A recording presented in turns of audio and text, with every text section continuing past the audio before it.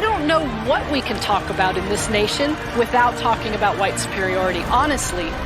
Who defines the meaning of God also defines the relationship between economy and God.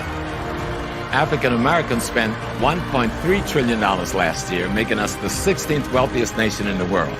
Why have we not turned those riches into wealth to develop our community?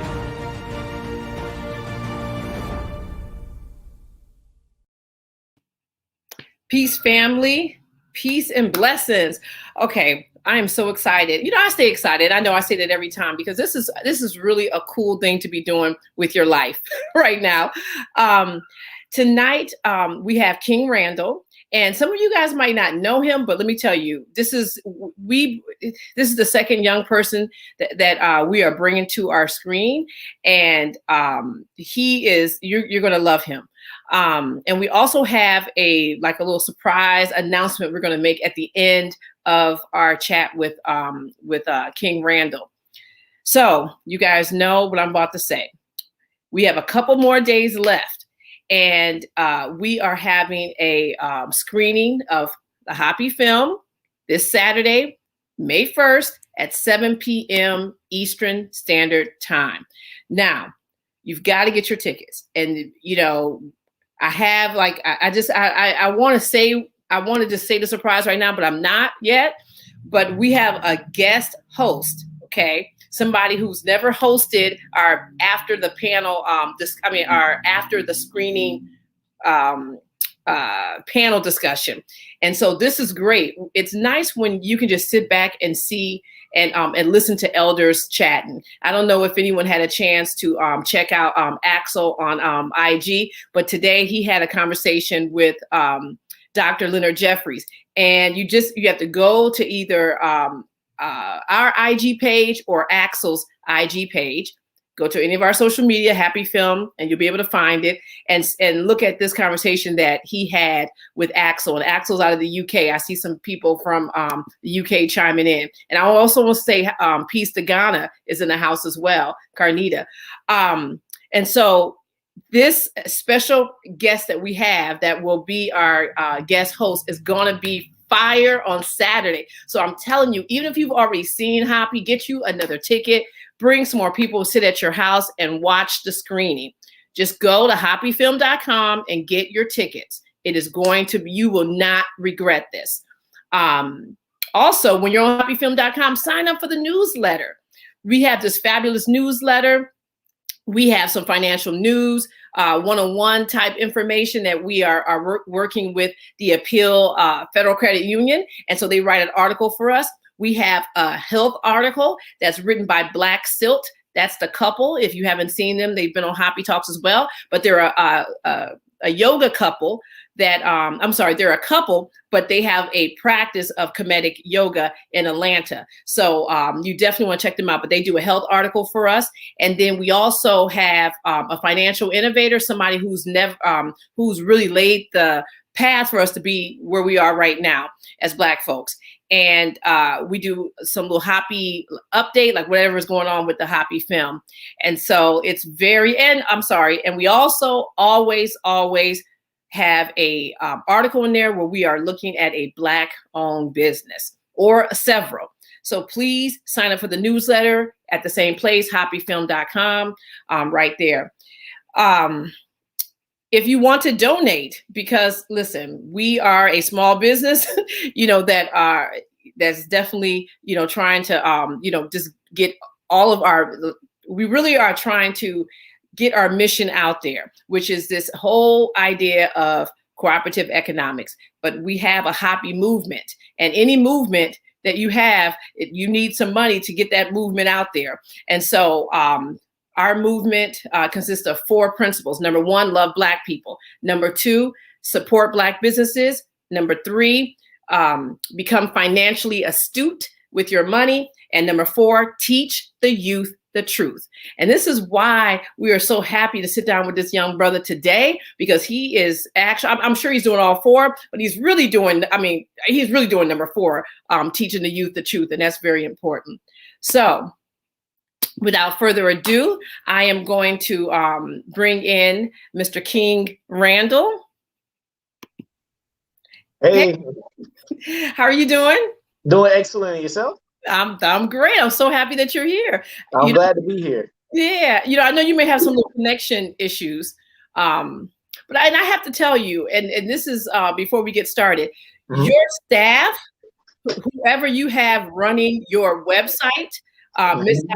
Alexander, I love her because a lot of times when we're doing things, we have to reach out to people on their their websites, and we're like, hey, can you come on the show? We send emails, and a lot of times people just don't reply. They just don't reply. And I'm just like, well, why do you have the email address on your website if you're just not going to reply? But it's like I sent the email to your website, and they immediately, Alexander was like, yes, blah blah blah. Everything that she said she wanted, that she needed, we did, and everything I needed, she did. So I'm telling you, that's a testament to the people you got working for you. That's what's up. Yeah, Alex is super important. She helps out a whole lot. I think for the most part, we get thousands of emails. However, she's dedicated to going through every last one because sometimes people will take it personal when we're not able to respond as fast and stuff. I'm just like, it's you and 1,000 other people trying to ask questions or book for interviews, etc. So it's Yeah. been a lot. Yeah, you know what? Wow, but that's really interesting because I emailed her early, and I was like, Mhm. I usually email people like before 9, but I don't think that you're not going to call. Yeah, I mean, it usually takes maybe 24 hours. But Mhm. the fact that she got back to me almost like 15 minutes, I was like, oh my gosh, wow, that's up. All right, well, that's good. Thank you, thank you, thank you for that. Absolutely. Okay, so King Randall. All right, I have to tell everybody where I was introduced to you. I saw Mhm. like a little clip of you on Dr. Boyce Watkins, who, by the way, is in our film. Okay. Yeah, I saw you explaining what happened to you when you were on the Roland Martin show. And I was like, what's going on? So I, immediately I'm looking at Google because I'm just listening to all the things that you have done with with your young life. And I was like, oh my God. I was like, we have to talk to him. So can we first just start off? Just tell us, I want you to, we're going to start at the end and then you're going to back us up. So I want you to first just tell us about your school. Because Okay, absolutely. Oh, you caught me off guard because usually all of them be opposite. You got to start and then go to the end. Yeah, Okay. I gotta let people know first, like what why we sitting down talking to you. Right, absolutely. Well, I'm opening a school in Albany, Georgia called the Life Preparatory School for Boys.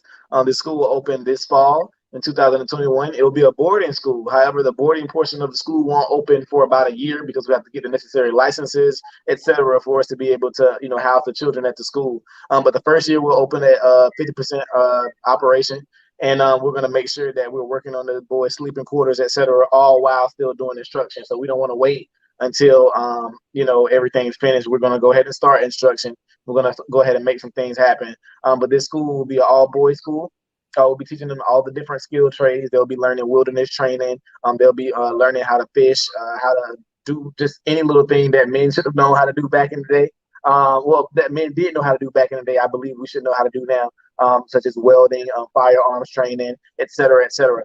These are different things that I've already been teaching the boys, but they'll be learning at an actual school now from an actual certified instructors. So that's what we'll be doing at our school. But for right now, that's kind of an idea. But once the school, of course, opens up, et cetera, we'll be able to give more information. Okay, so now, did you guys hear? Okay, so your school is starting this fall. This is just, I love this. Okay, so now, how did you get to the place where you are starting a school? Like, what happened on your journey? Like, where did this start from? See, now I got to start from the beginning. I got to start from the beginning. Yeah, I got to start from the beginning. All right, so well, I'm King Randall. I'm the founder of the X for Boys program. I'm 21 years old. I began this program when I was 19. I started this 2 years ago when I was 19 years old. And the reason I started this program was because in the city of Albany, Georgia, at one point we were the fourth poorest city in the whole United States. And also we were the murder capital of the United States at one point. But our city is very small. And we only have about maybe 73,000 people that live there. So it's not a big city at all.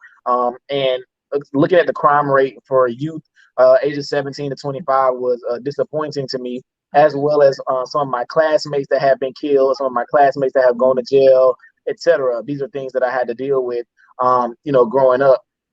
And so looking at all of that, going to different Stop the Violence rallies, etc., I finally decided I wanted to start working with children. So the first thing I decided to do was I made a flyer on my phone, and I printed it out at one of our local print shops, and I went passing out flyers to different basketball practices and football practices. Okay. I started passing them out at churches, sending emails, etc., trying to get some children to come on this field trip. And I took the kids to Atlanta. We went to the African American History Museum and the Center for Civil and Human Rights. And I took the boys, and like for a lot of them, I've been to Atlanta many times. Like it's only about 2.5 hours away from where we live. But some of these children had never been outside the city limits ever in their lives. So, to see them like taking pictures of all the buildings and all that stuff, they've never been anywhere before. It was beautiful to see, but not to mention just us being at the museum, et cetera, and them asking the types of questions that they were asking and basically not wanting to be in the conditions that they are in. That kind of told me that the children, need some guidance. And seeing that there are no rehab programs or no rehab facilities in Southwest Georgia for any juvenile offenders coming from the juvenile court system was a problem for me. So I started the program and I started doing different workshops. After the field trip, I did an oil change workshop. I taught 20 boys how to change oil. Okay, wait. So let me just, so let's just back up for a minute. So before, so when you were like, you're going to do this field trip, did anything happen in your life where you were just like sitting down pondering, or did you go to work one day and was like, I need to be doing this? Like, what was the impetus for you to start with the first act of kindness? Like, where did that come from? Going to these different Stop the Violence rallies, and everybody wanted to talk about our boys and nobody actually wanted to get out and work with them. That was it. Okay. All right. So you were like, hell away with that. I'm going to take some boys down. Yeah. And so was that okay when you sent the flyers to everybody? Was people like, did you get a lot of responses, or were people like, well, I don't really know you, like, did you work with kids? Like how did that go? Yeah, it was a little process trying to get all 20 boys, but we eventually got all 20 boys. Some people knew of me, or whatever in the community. I mean, I wasn't popular, but some people, knew who I was, from being in high school, etc. But plus some people from my church or whatever. So a few people knew who I was. I made a few social media posts and stuff like that, but so a few people knew, but I was able to get 20 boys. Okay. All right. So you guys rolled to Atlanta. Then after this, she was like, okay, you start listening to them in the, in there, you were thinking, I need to be doing more. I need to be doing more. So then, you started the oil. You taught them how to change oil. Yep. I used my uncle's house. I asked him, could I use his house to teach the boys how to change oil? Made a flyer. And we made it happen. Had the boys come out. Flyers. Yeah, I made them all on my phone. It was so crazy, but I made a flyer on my phone. Said I was gonna teach some boys how to change oil. All boys ages 11 to 17 are invited. And we got out there and we taught those boys, how to change oil on cars. And we gave them all certificates and everything. And after that, I did a brake change workshop. Taught the boys how to change brakes on the car. And I mean, it was just a beautiful thing to see, especially the boys wanting to get into those areas. And so while I was doing that, I lost my job. I was driving forklift at the time. I lost my job, and I guess that kind of pushed me into doing what I wanted to do. So I started a summer camp out of my house. I did a summer camp. Wait. Okay, so all right, so you taught them this. You came up with a certificate. You were like, now they can change this. So the boys are feeling good. Like I'm feeling good. Okay, so you called me because these are things that I pay for all the time. Oil change, brakes, all of this. All right, so you did this. So then you were like, you lost your job, and you're like, okay, well, what I'm gonna do now? You were just like, I'm gonna start a summer camp. Like, did you plan out the camp first, or? I was in my bed one night when I came up with the summer camp thing. Like, I was just like, you know what, I'm gonna do a summer camp out of my house. I was like, that's spirit. I made another flyer. I said what all I was gonna be offering. I had some land at my house, so I said I'm gonna teach the boys how to grow their own food. They're gonna do all the skill trades training. We're gonna do firearms training. We're gonna do field trips, all that stuff. So it went hard to get 20 boys when they found that flyer. However, some people were a little skeptical because I was doing it out of my house, but other parents didn't care. So I had 20 parents that believed in this little 19-year-old kid to teach their boys all summer, and they dropped them off every day, 8 to 5. And the community got behind us. They made sure the boys ate, make sure they had water. Our local school system, fed them and stuff like that. So we had a little local support, that helped us, do what we were doing. So all summer I taught them how to change oil. We changed ceiling fans, toilets, everything. Then I was doing in my dining room, that was where I taught. I had a little small dry erase board. I put on my wall, and I had some little tables I got donated, and I made it like a U in my dining room. Oh And I my made it happen. God. Yeah, so, but I taught every day. We were doing reading, etc. And then while I was doing reading, I discovered like 12 out of the 20 boys couldn't read. And I'm like, how are you guys in different grades and you guys can't read? This is absolutely ridiculous. So I discovered that the boys couldn't read there. So we were doing vocabulary words, etc.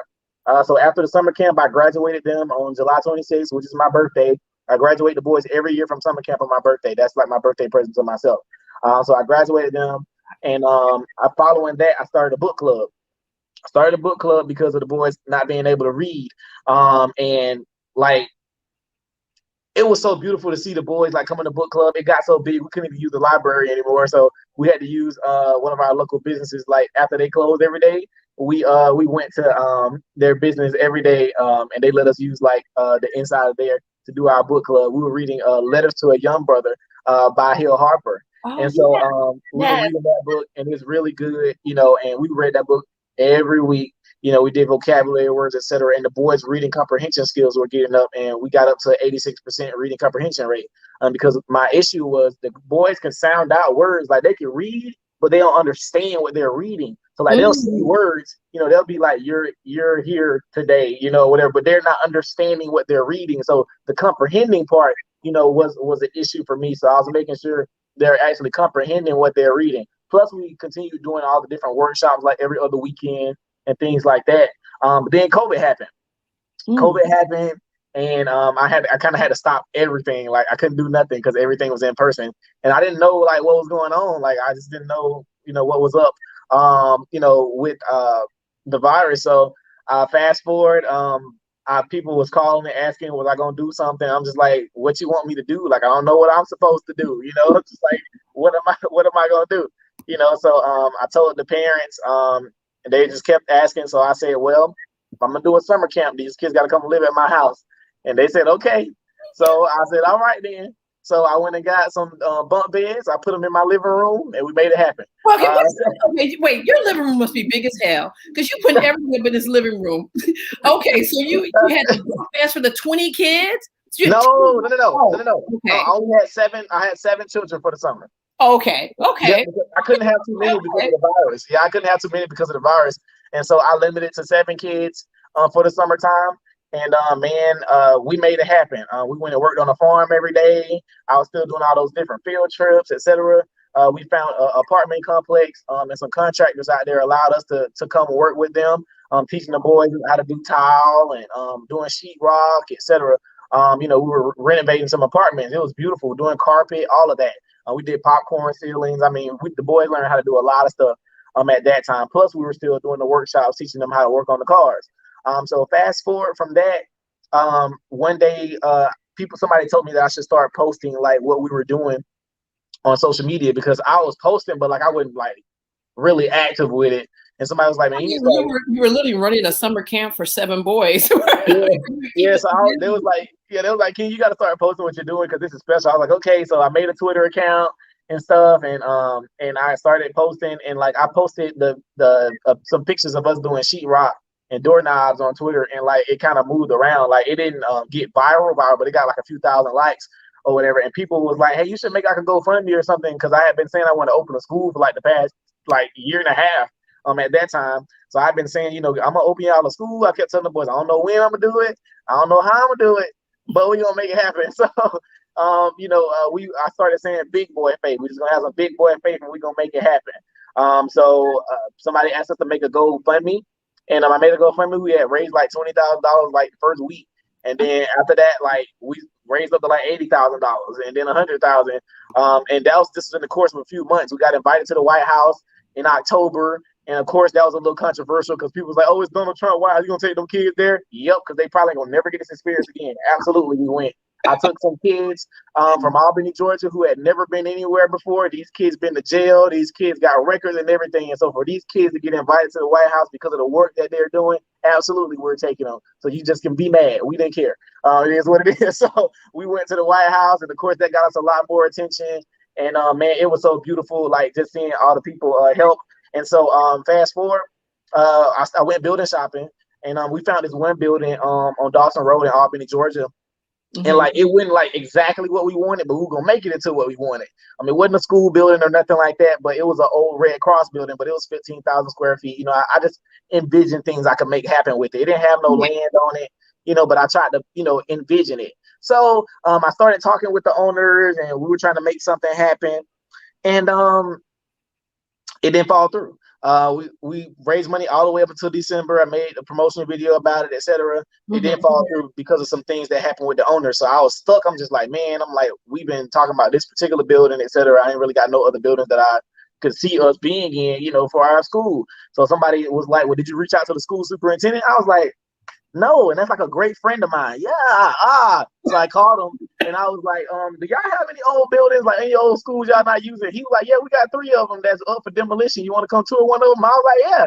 So I went and toured the one on the east side of town where the children need us the most, where I serve the most children, where the project's at, etc. This school hadn't been used for 2 years, so it's not in super bad condition at all. It just needs a little TLC, needs a little work done to it, but we will make it happen. So I toured it, 36,000 square feet, 25 classrooms, 11 acres, cafeteria, library, etc. It has everything except the basketball gym, which we're gonna get added.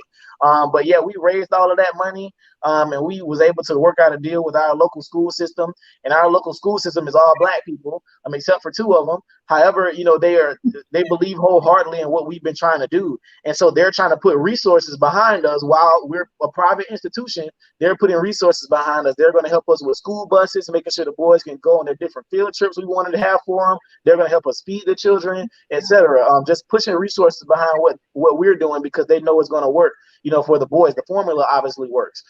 So they're helping us with that, and like just the support, you know, has been overwhelming, and we made that happen.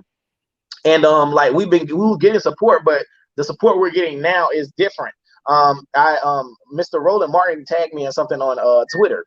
He tagged me in something about voter suppression, and I kind of mentioned to him on Twitter. I'm like, why are you tagging me in something about voter suppression?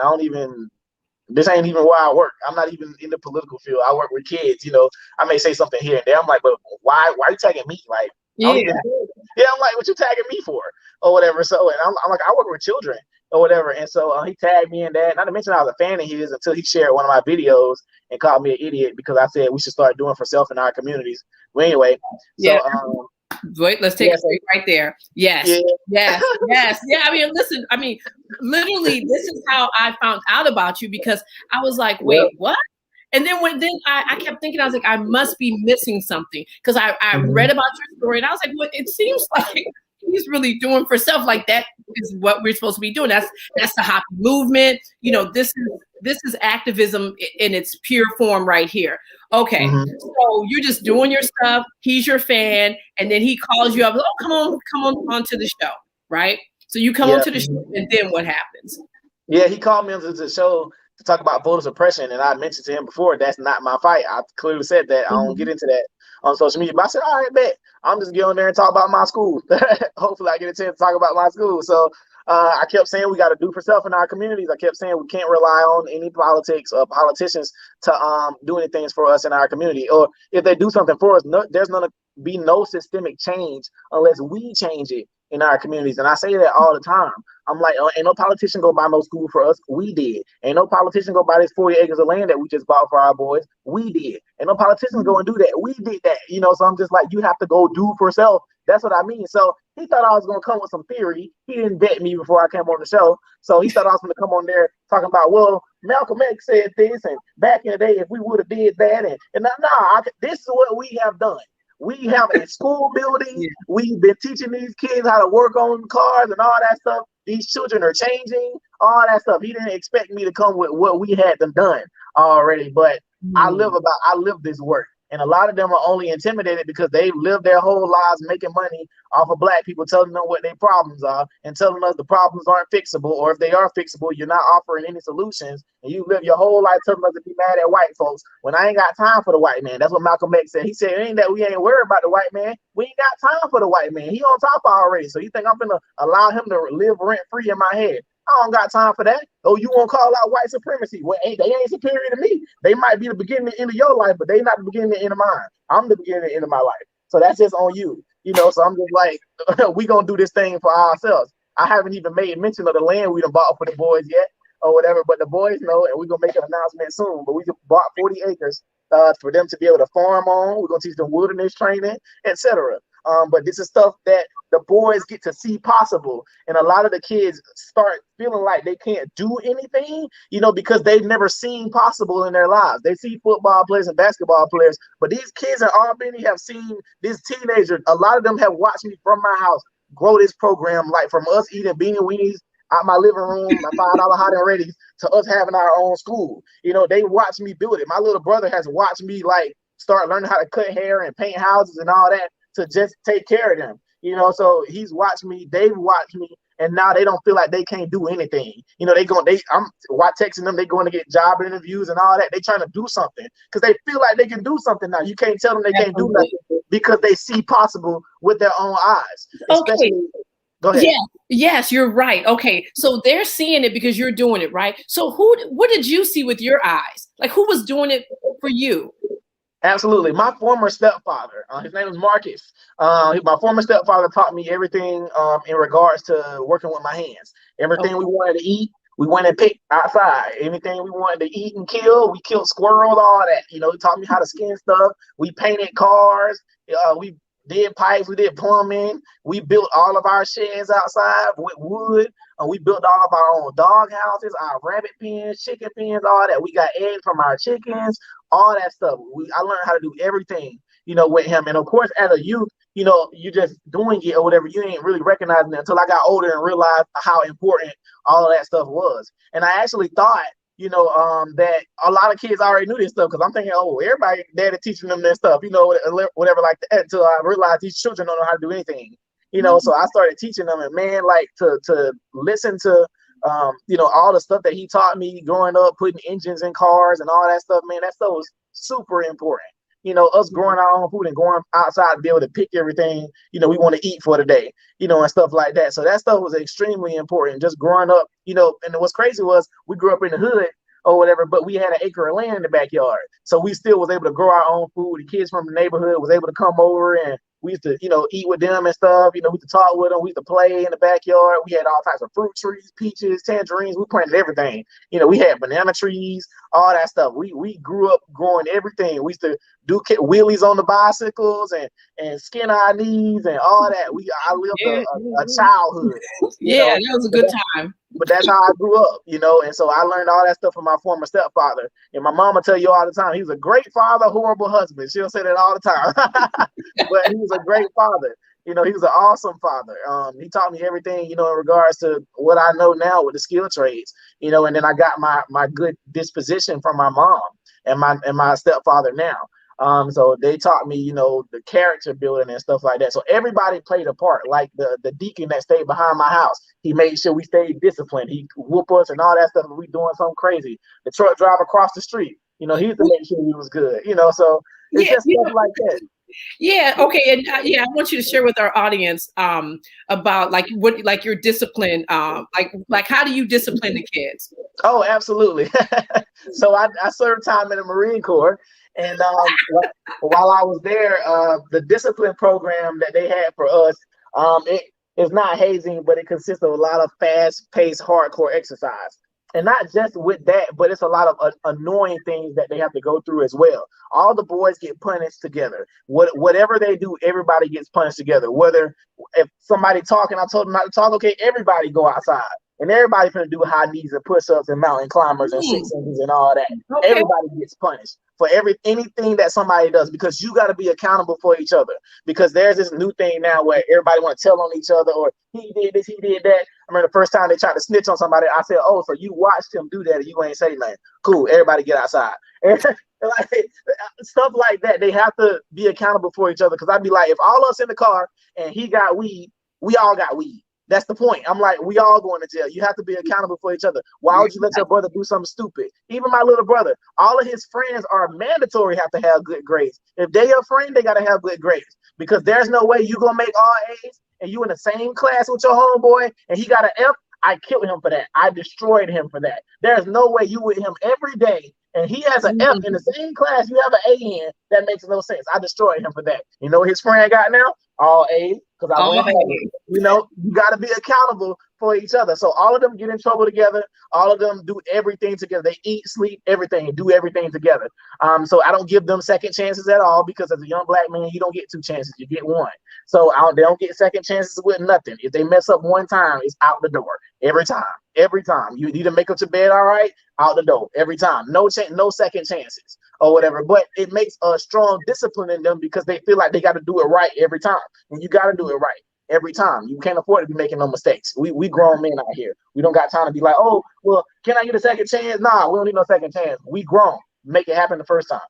You know what? Okay, listen, I know, because you're gonna leave us in a little while, but I want you to I want you to look back at this tape, because your face was looking like that all nice until you start talking about discipline. I was like, oh my, this is a different King Randall I'm looking at. Like your whole, I'm like, okay.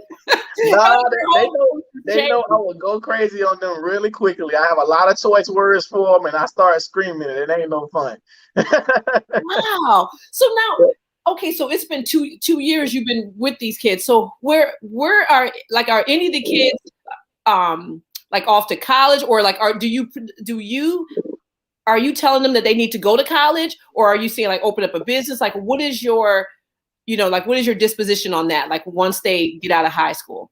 Absolutely. So for the children, well, first of all, what I want to do is make sure I foster an environment where the children that do want to go to college are able to go and be successful at it. For those that don't want to go to college, we're going to have a way for them to go without going to college and be successful, because neither way is just guaranteed or whatever. But we have to make sure that we're fostering an environment where all these children are able to succeed wherever they go. Now, for my college kids, I tell them to go to college for something that actually is going to get you a job, because they got all these it's a list of unnecessary tracks in college. There's about 5. Every time I talk to a young person, there's 5 of them where they're like, oh, I'm going to do this. I'm like, that doesn't equal a job. No. Yes. Yeah. There's some ones that you just don't. Why are we doing this? But go ahead. You get a degree. You have a master's in lampshade technology. Like, now what you going to get? What you going to get a job at? No, nowhere. No, just like you got to go to college for something important. Yeah. So I do teach all of them that you got to do what's best for you. If college ain't for you, if you don't feel like college is going to be anything good for you, then you might want to get into the skilled trades or starting your own business or whatever. And I also tell the boys to help each other and work with each other as well, because everybody might not want to own a business, but he might know how to paint real good. So if you got a construction business, make sure you hire your brother and make sure he has a job. Just things like that. Or I even tell them, like, if you want to be a photographer and he want to play basketball, how about you go take his pictures while he's playing basketball, or go video him while he's playing basketball? You want to be a pharmacist and you want to be a doctor, okay, send your patients to his pharmacy. Economics, you gotta make it work. All here, yes. Absolutely. Which is the principle of HAPI, which is why you are here, King Randall. Yes. Okay. Absolutely. All right. So, so who is helping you? Like Spirit, let me tell you, Spirit is definitely like talking to you every night when you sitting down in this living room that has 100 beds in it and feeding the kids and teaching the kids. But who is helping you do some of these things? Like, how big is your team, and how does one get onto your team? Absolutely. Well, I have my mom, my grandma, my stepfather, my son's mother. Who else be helping me? Oh, my management team. I have a full management team. Yeah, our management is DCA management. Don't complain, adjust. They manage me, Trent Brown, the NFL player, and the CFO AutoZone. So they manage some pretty nice people, but they make things happen for us. So I know a lot of people get the impression that I'm doing this all on my own. Well, I started out doing it all on my own, but of course I picked the right people to be on my team. As time went by. And so you'll know most people who are really for you when they don't need you and they ain't trying to be seen. So that'd be the main thing, especially with getting so much popularity. If you have to watch people and make sure they actually are for you and not against you. So it's just good to be able to have people, be eyeballs for me, because people will talk to me all nice, and then my management team will come back and be like, bruh, did you not hear what he just said? Or he's trying to do this and he's trying to do that. That ain't no good. I need people in my area like that. My mom, to have discernment, like, who is that? That her energy ain't right, or his energy ain't right. Absolutely. Mamas are good about that. Absolutely, because me, I'm just nice, and I be working on my stuff, and whoever seem like they cool, and I be like, I appreciate you, thank you, da da da. Until somebody on my team be like, that ain't it, Yeah. So, True. Or until somebody snitch on somebody, then you start turning to the different Randall. Yeah. Okay. Yeah. So now, okay, so have you hired everybody for your school? I mean, like, is No. everything, no, okay. No, nah, we hadn't hired everybody yet. We're still in the process of that. Okay. Plus, the school teachers that we'll be getting, our local school system will actually be helping us get teachers for our school. And of course, we can't say that we want a predominantly male staff. However, we want to make sure that the children are being surrounded by men because they don't get that a lot in our local schools. It's like everybody's a woman, the principal, the teachers, your mama, your grandma, everybody you're around is a woman all the time. So we want to make sure we give them an environment where they get to be around some stand-up men on a daily basis. So yeah, we hadn't hired everybody yet. We're still in that process. Plus, we're still renovating the facility. So okay, yeah, I'm just sitting here thinking. I was like, you got to talk to. We had a group of they're called OSG, off school grounds. So it's ran by a Black man, and it's they meet up. It's a principals meetup every Thursday for principals, Black principals throughout the United States. Okay, so if anybody know any Black principal, trust me, it's him. So I'm gonna make sure that you guys get on the phone and talk to each other. He works with Damon Dash is also part of their group as well.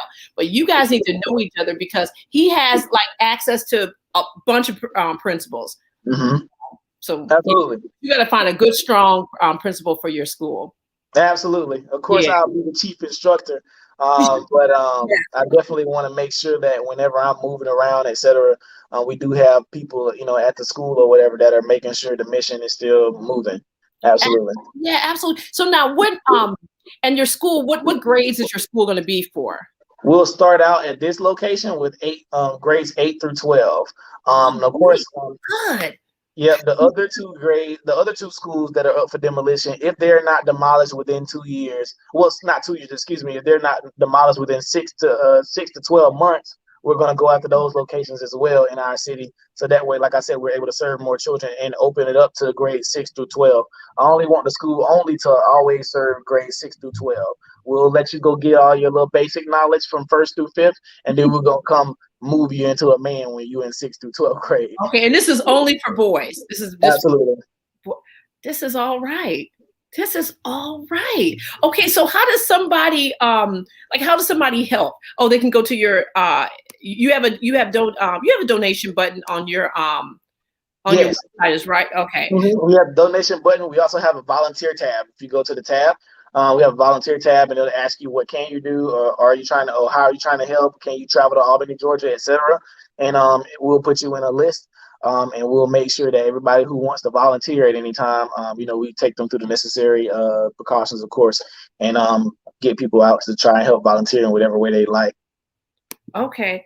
God, this is wonderful. In terms of any, because you told me that you were getting lots of gobs of money, coming in. Has anybody, like any celebrity said, hey, I'm just going to, I want to just go out there and rep your school? Has anyone approached you like that? Or it doesn't even need to be a celebrity, but anyone that can help you kind of move, to this, getting a second school and getting your third school? Like anyone? Absolutely. Yeah. Rihanna reached out to me. Like after the Roland Martin interview, she saw the interview, and she reached out to me, and she wants to come see our school. I was going to invite her before the school was open, but my management think it's best for her to come and see the finished product. So we're going to invite her when the school is actually open. Who else reached out? Stacey Dash reached out. I know everybody has a little iffy thing with her, but she's actually a very nice lady. But she reached out, and she's been in constant contact with us. She actually wants to work with some of the single mothers because she has a very interesting story as well. She's been through a lot. But yeah, she wants to work with the single mothers at our school. So we'll talk to her. Layla Ali's reached out. Okay, but wait. Okay, so you're gonna have girls there or no? It's just for boys, or you? The school will be only boys. Yes. Okay. What I'm saying about the mothers, over 90% of the boys that I deal with are without father. So okay. Right, and what I want to make sure happens is that even though we're serving the boys, we want to make sure there's something that we're doing in regards to helping their mothers as well. And I want to make sure women are in those areas to be able to help those moms who have stories, etc., to be able to help them get through, what's going on in their lives, domestic violence, etc. So I want to have people in every different area, to be able to help. Yeah, you're working on holistic, like you're treating the whole family. So everybody, Absolutely. the whole family. That's what's up. That's what's up. Absolutely. Can we take? Are there any questions from the? Yeah, I just put that in there. I said, are there any questions? Okay. Okay. I'm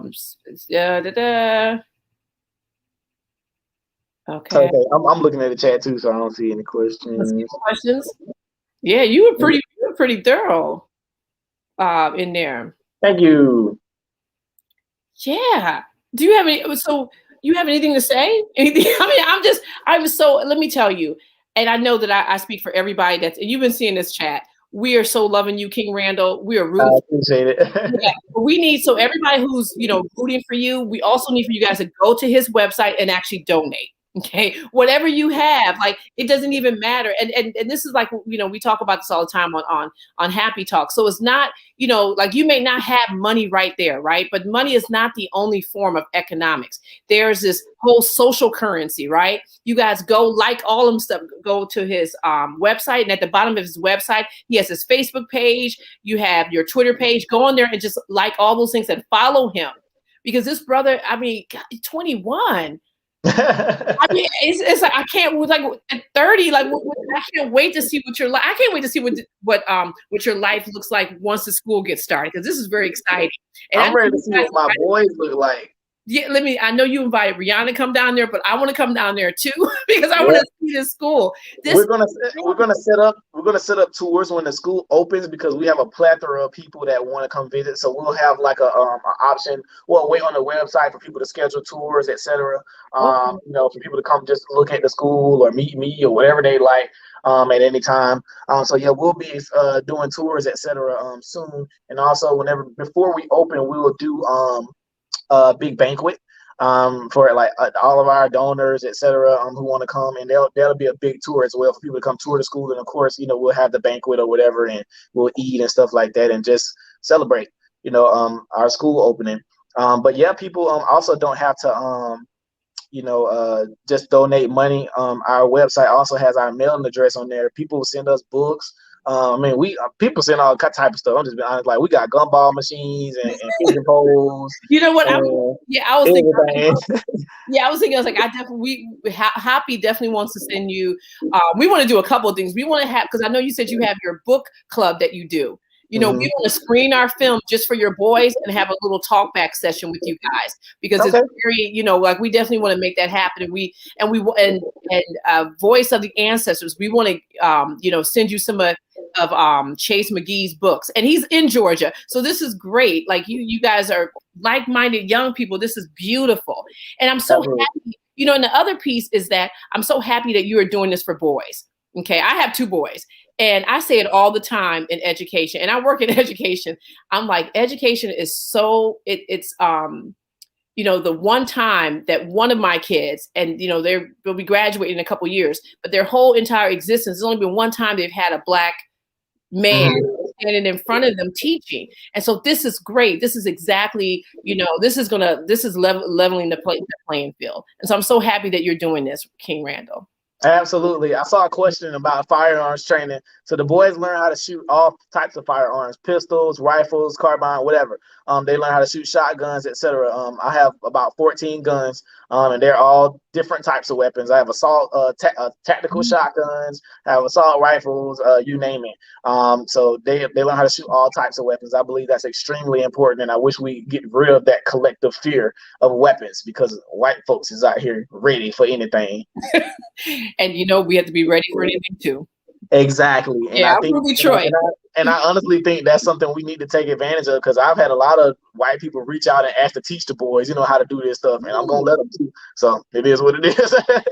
You know what? Listen, you know what? The thing that I like, I like a lot of things that you said, but I love this notion, and we have it here at HAPI too. It's like, okay, we know white folks are going to keep being white. That's fine, but as long as I am Black and focusing on being Black and doing Black things, I can coexist with white folks. So I love, like, you know what? Because you were very clear about your mission, and it looks like nobody's getting your way. Because I don't want to be out. Listen. I don't want to be out the door, like you said with these kids. I don't want to do high knees. What was the other thing? High knees and the other thing? So this is great, King Randall. Thank you so much. Thank you. I absolutely appreciate you. I end every show I get off with a quote from one of our local rappers. His name is Cantrell. He says, "Obstacles are optical illusions. They're not really there. Jump out anyway. Jump out just in case." Thank you. Thank you for that. Yes, and we're going to be in touch. You know what? I'm going to talk to Alexander, because I know Alexander gets back. That's your lady. Oh, yeah, also tell her about the screening thing. Make sure you tell her you talk to me about it, so that way she won't be like, nah. But yeah, I love it. Yes. Because we're gonna fire. We're gonna do this, King Randall. Thank you so much. Thank you. I appreciate you. All right. All right. Bye.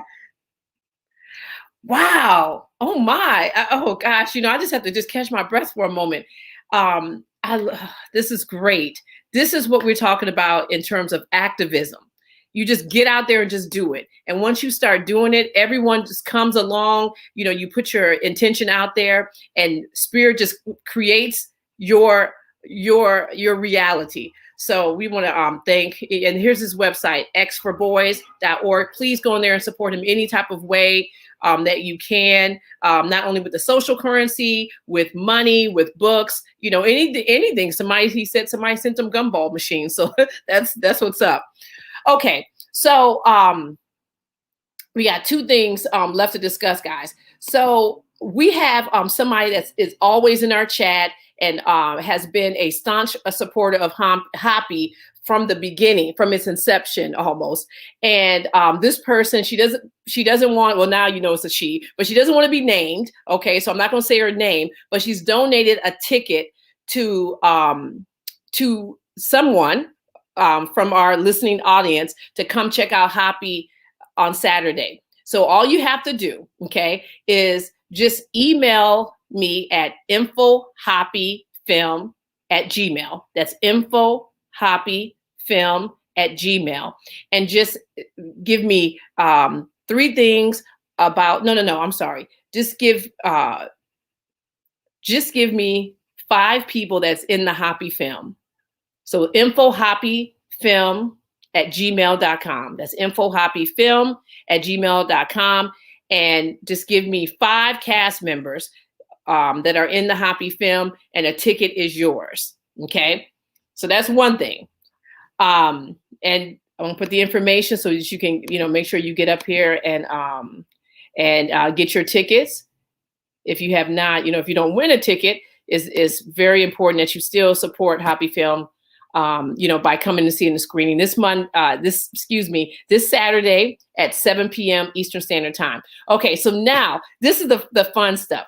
And I'm just waiting for the person to pop up so I can see this person. There we go. Okay, so every time that we do the screening, we always have like a panel discussion afterwards, and we never know where it's going to go. And usually we've had, like one time I hosted it. I believe Taki might have hosted it before. We had a Boot Shashat from Shrine of Ma'at. We've had Philippe Matthews, but we've never had a fellow historian, a fellow like scholar, but a fellow like elder hosting it. So we are so excited. Okay, I'm excited. You can tell that I'm excited. I'm so excited to have this gentleman be our host for this Saturday. Yay! I'm so you don't understand, because this is so exciting, Dr. Rashidi, because we've never. I just know you're going to sit there because you know all the people in the film.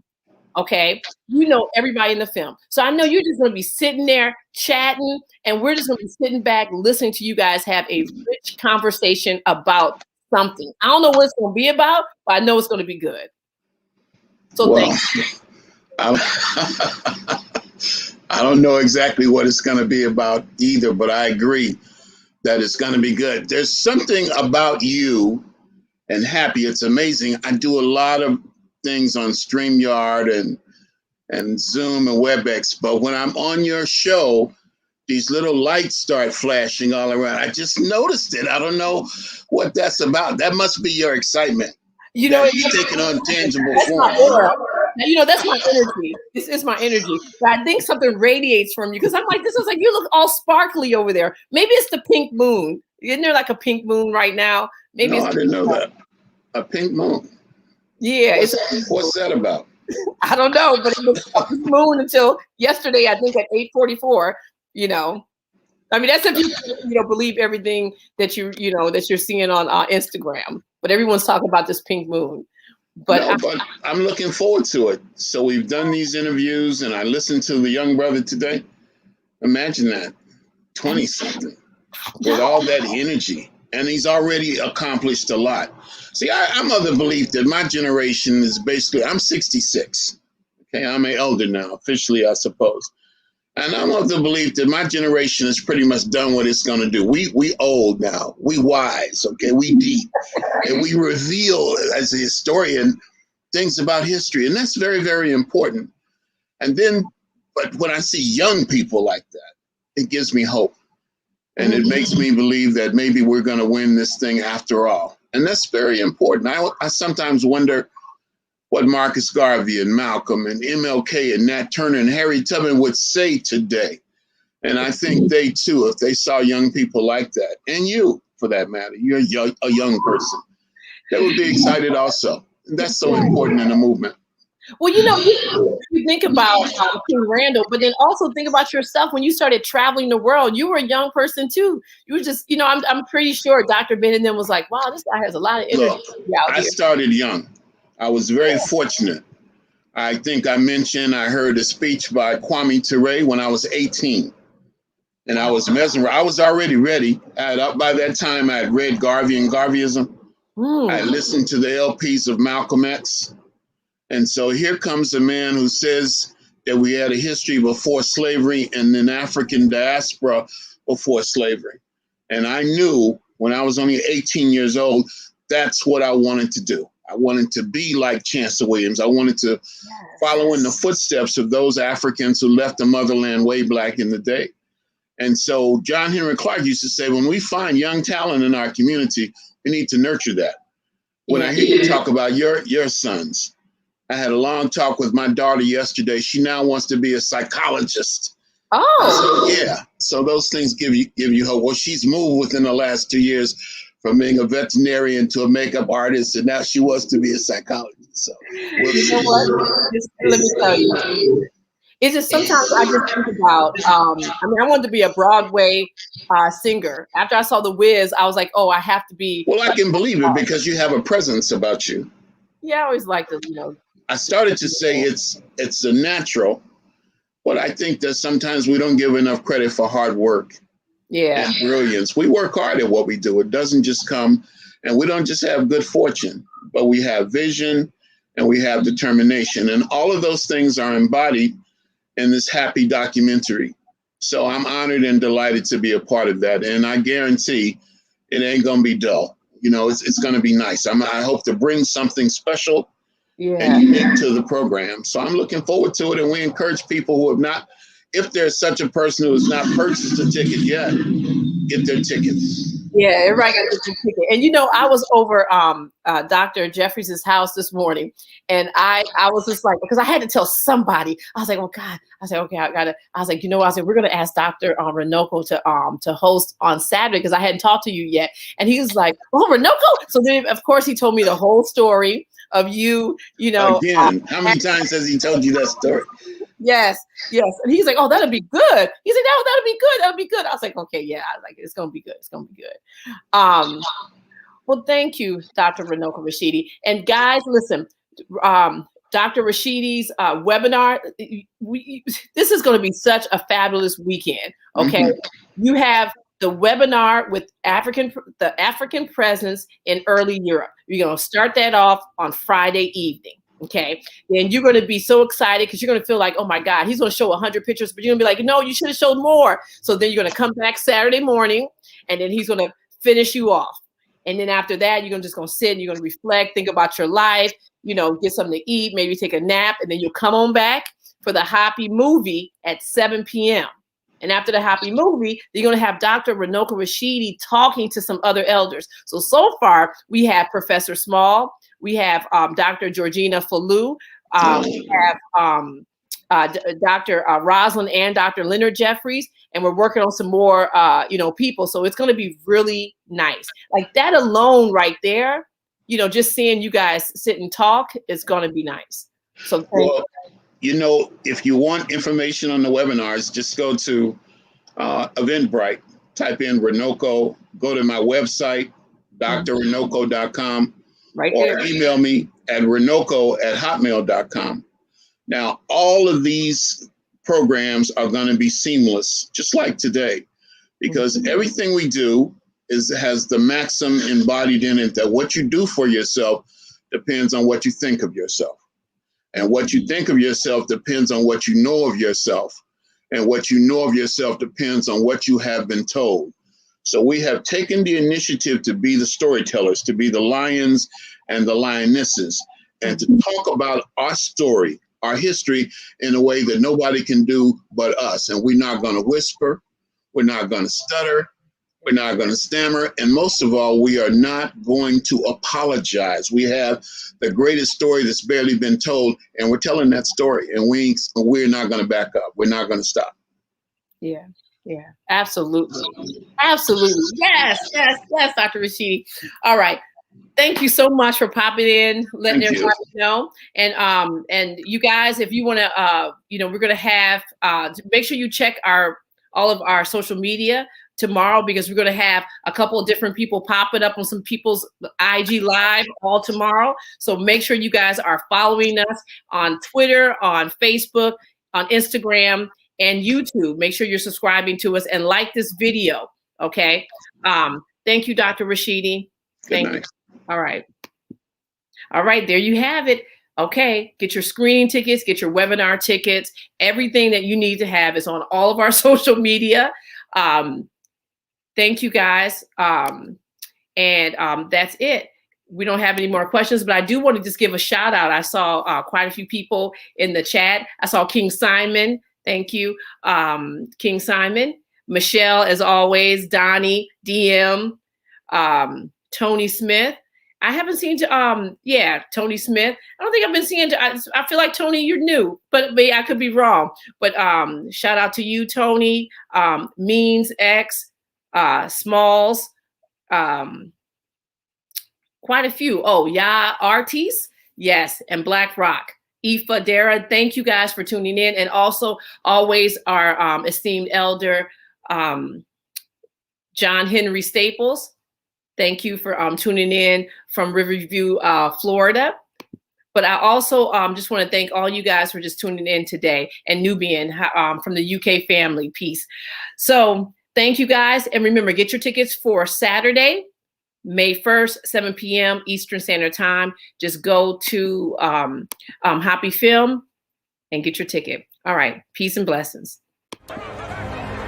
I don't know what we can talk about in this nation without talking about white superiority, honestly. Who defines the meaning of God also defines the relationship between economy and God.